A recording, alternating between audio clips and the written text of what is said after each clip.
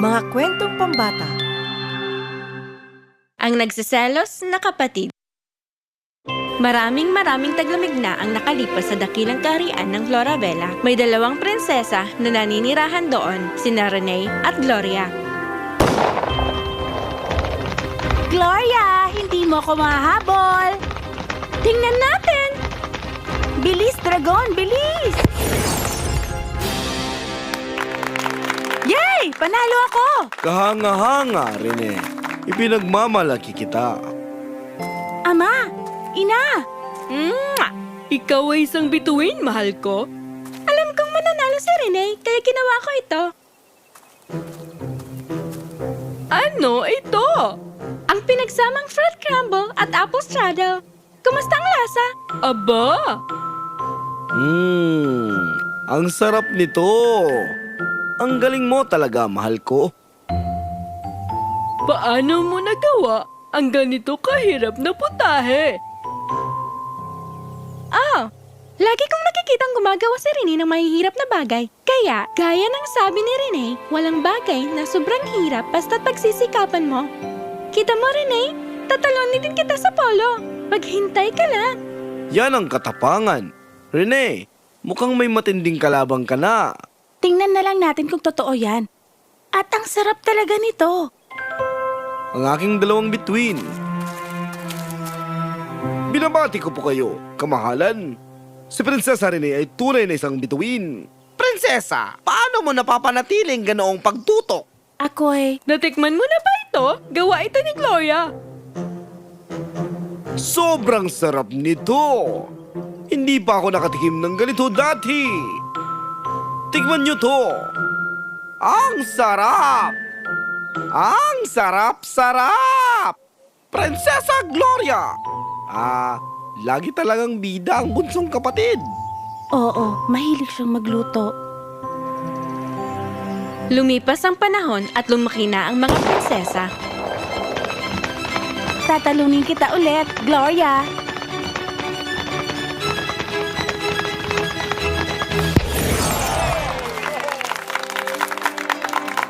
Kahanga-hanga, Gloria. Ang ganda nun. Ginagawa ko lang ang ginagawa ni Renee. Mag-focus at mag-concentrate. Renee, anak? Nasaan ang focus mo ngayon? Ako'y? Mas nakatuon ka kay Gloria kaysa sa sarili mong karera. Pero dikit lang naman. Tara na mga anak, may dakilang piging tayo ngayong gabi. Gusto kong kuminang ang aking mga prinsesa gaya ng mga bituin. Kamahalan! Bakit ganon? Ginagaya ko ni Gloria pero mas nagiging magaling siya sa akin. Paano? Huwag kang masyadong malungkot. Hindi ko kayang makita kang ganito. Kumusta ang damit na ito? Hindi ba't darating ang prinsipe ng Murdoch? Alam ko. Sa katunayan, ako na mismo ang bahalang mag-asikaso ng lahat ng dekorasyon.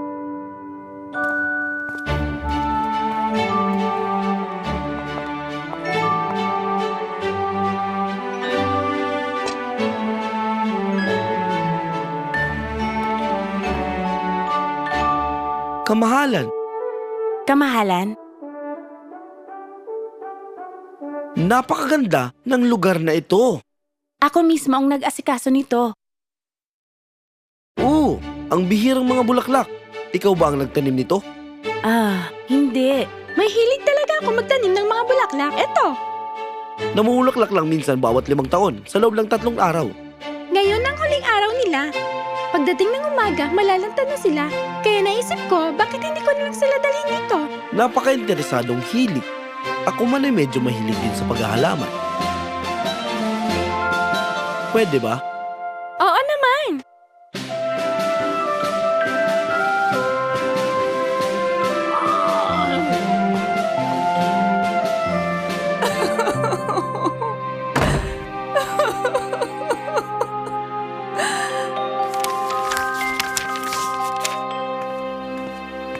Ipinatatawag kayo ng inyong ama, mga prinsesa.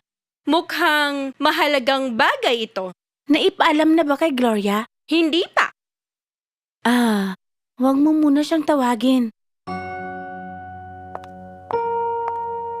Lutasin mo ang problema ng iyong ama bago pa ang kapatid mo.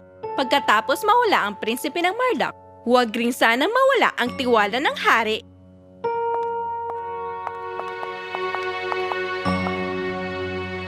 Ama, ano pong nangyayari? Nasaan si Gloria? Narito ako. Narito ako, Ama. Nakita kitang pumasok, Renee. Parang malungkot ka. Naparito ako para mangumusta. Anong nangyayari? May mga tulisan sa gubat ng Peredel. Hindi namin alam kung saan nanggaling ang grupo at palihim sila. Iniisip ko, magpadala tayo ng maraming ginto sa isang kariton at ang mga hukbo ang magpapanggap ng mga ngalakal. Kapag umatake, dakpin natin sila. Gaya ng sinabi ng anak ko, iyan mismo ang iniisip ko. Ama, gaano kalaki ang grupo? Walang nakakaalam. Paano kung may mga kasapi silang nagtatago sa mga puno? At paano kung atakihin tayo bago papagnakawan sila? Kaya nga may malakas tayong hukbo para dyan, Gloria. Bakit pa natin isasakripisyo ang tauhan natin para sa grupong nagtangkang magnakaw malapit sa makapangyarihang kaharian na gaya ng atin? Dapat alam nilang ginagawa nila. Pero, Anong imumungkahi mo? Paano natin nalaman ang tungkol sa pagnanakaw? Walang laman na kariton at mga nasaktan na tao. Kung ganun, gawin natin ang isang bagay. Ipapaamoy natin ang mga walang laman na kariton gamit ang mga asong mga aso at ipadala sila sa gubat. Tingnan natin kung mahanap nilang mga tulisan. At ang mga ninakaw ay mapapakinabangan lang kung may bibenta nila ito.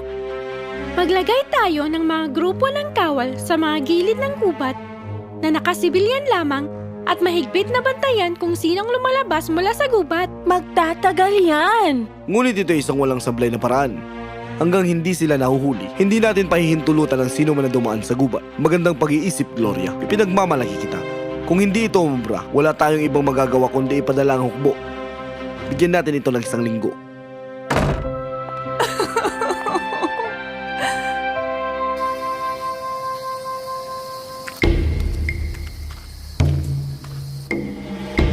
Maaari mo bang gawin yan para kay Prinsesa Renee? Bakit masyado kang nagmamalasakit? Isa ka lang alila! Hindi ako alila. Para na akong ina niya. Isinilang pa lamang siya, ilang oras pa lang nang italaga ako ng reyna na alagaan siya. Pinalaki ko siya para maging reyna. Ngayon, ayaw kong ang mas batang mapagmataas na kapatid niya ang mag-agaw ng kanyang karapatan. Kung yan ang gusto mo, basta makuha ko ang aking ginto. Pero ang dugong maharlikang mahika ay kailangang may dugong maharlika. Sige, dadalhin ko si Prinsesa Renee dito. Kamahalan, Prinsesa Renee, hinahanap kayo ng hari. Nanagap na ang mga tulisan. Talaga ba? Tama ang iniisip mo. Natuntun sila ng mga aso. Wala tayong ni isang taong nasugatan. Mas maganda pa ang iniisip mong paraan kaysa sa amin ni Renee. Salamat, Ama. Sigurado akong kaya rin sanang isipin niya ni Renee. Pero, hindi niya lang naisip ng mabuti. Tigilan mo na ang pagtatangkilik sa akin, Gloria. Kunin mo na lahat ng mga papuri. Ano ang problema niyo? Hindi ako sapat. Natalo na naman ako sa nakababata kong kapatid. Hindi ko magawa ang tama. Isa akong talunan. Hindi kita kayang makita na ganito, Prinsesa. Pakiusap. Tingnan mo, may kilala akong makakatulong sa'yo. Maaari ka bang sumama sa akin, Prinsesa? Maayos natin to! Alam mo ba yan? Kapatid ko siya. At ang iyong malaking kakompetensya. Prinsesa, kaya niyang gumawa ng isang gayuma para ikaw ang mapiling prinsesa ng hari. Paano? Gagawing hangal si Prinsesa Gloria gamit itong gayuma. Para hindi gumana ang mga plano ni Gloria. Hindi ko kayang gawin yan sa kanya. Tatagal lang ang epekto ng gayuma ng 6 na buwan. Pagkatapos ng panahong iyon, mawawala ang tiwala ng hari kay Gloria. Kunin mo na, hindi ito panghabang buhay. Sapat lang para ikaw ang maging reyna. Kunin mo na. Ihalo mo sa gatas at siguraduhin mainom niya ang gayuma sa gabi ng kabilugan ng buwan. Ang swerte! Ngayon ang gabing yan.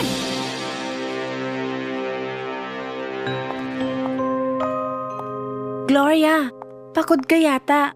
Grabe ang pagtatrabaho ko sa hardin. Bago ang pulong kay Murdoch sa susunod na buwan. Sinusubukan kong magtanim ng mga pambihirang bulaklak. Ah, ikaw talaga at ang prinsipe ng Murdoch. Tingnan mo, may ginawa ako para sa'yo. Isang inuming pampasigla. Salamat!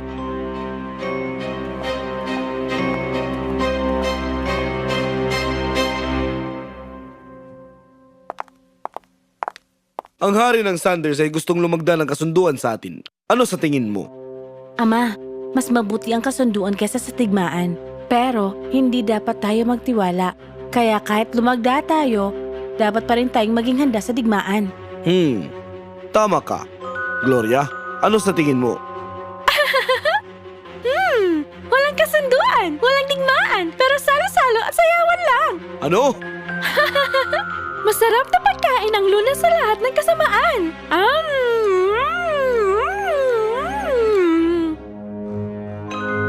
Gloria, sa tingin mo ba laro ito?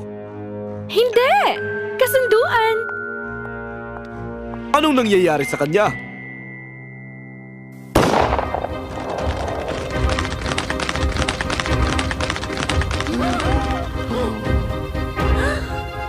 Anong ginagawa niya? Gloria, ako'y nadismaya sa'yo. Pinabati kita! Renee, panalo ka! Isa itong karangalan na matalo sa'yo. Ate ko, mahal kita!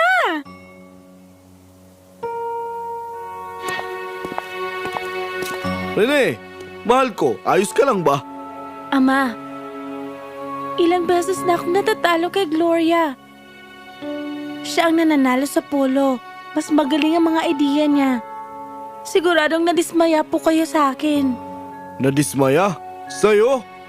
Mahal kong anak, ang matalo ng ilang segundo o ilang pulgada ay hindi nangangahulog ang talunan ka. Sa katunayan, ipinagmamalaki ko ang buong puso mo sa pagtuturo at pagbabahagi ng iyong galing sa kapatid mo. Ang isang hari o reyna ay hindi kailangan laging may pinakamahusay na ideya o alam ang lahat. Ang tunay na mahalaga ay ang marunong magtiwala sa tamang tao. Hindi kami kailanman madidismaya sa iyo.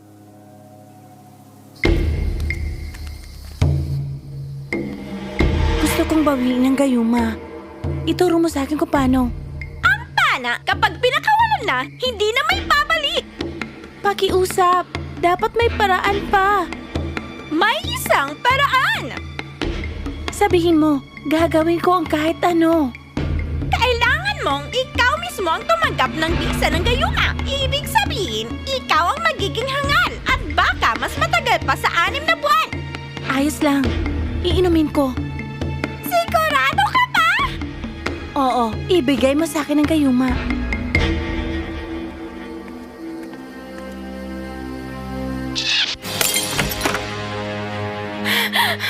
Uminom ka ba niyan? Sabihin mo! Gloria! Hindi mo kailangan gawin ito. Hindi ko ininom ang gayumang binigay mo sa akin. Ano? Hindi ko ininom. Alam kong galit ka nang manalo ako sa polo. Nang sumayaw ako kasama ang prinsipe ng Mordok, pati nung pinili ni Ama ang ideya ko kaysa sa'yo. Sa gabing yun, nakita kong palihim na lumabas si Arsla sa palasyo. Kaya, pinasundan ko siya. Nang nakita kong nanginginig ang kamay mo habang iniaabot sa akin ang inumin, alam kong may mali. Kaya hindi ko ininom ang gayuma, pero nagkunwari akong ginawa ko. Bakit hindi mo sinabi sa kahit sino? Dahil sigurado akong ginawa mo lang yun dahil sa galit. Alam kong hindi kakayanin ng ate ko na makita akong nahihirapan. At tama ako. Oh, Gloria, patawarin mo ko. Sobrang desperado ko na. Imbis na pagbutihin ko ang sarili kong kakayanan, mas pinili kong pagtuon ng pansin kung paano kita matatalo. Kalimutan mo na yun. Mahal kita.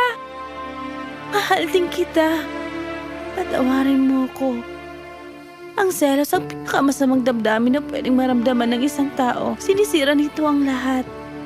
Sobrang nagsisisi ako. Mula noong araw na yon, natutunan ni Renee na mas magiging magaling siya kapag nakatuon siya sa sariling kakayahan sa halip na makipagkumpetensya ng walang dahilan sa kapatid niya. May kanya-kanyang galing ang magkapatid. Pero pag magkasama, perpekto sila. Ang selos ay isang normal na damdamin ng tao. Lahat tayo'y nakakaranas niyan minsan at ayos lang yun. Ang tunay na mahalaga ay kung paano natin ito pinoproseso. Papalaguin ba natin ito bilang kapaitan o gagamitin natin para makilala ang ating sarili? Lahat tayo ay may galing sa kanya-kanyang paraan. At kapag may ibang nagniningning sa paraan na hindi natin kayang gawin, hindi ibig sabihin noon na tayo'y nabigo. Ang ibig sabihin lang, natagpuan na nila ang para sa kanila at dapat maging masaya tayo doon.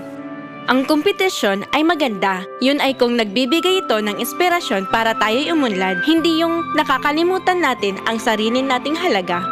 Dahil sa huli, ang buhay ay hindi tungkol sa kung sino ang mas nagdiningning, kundi kung paano tayo sabay-sabay aangat.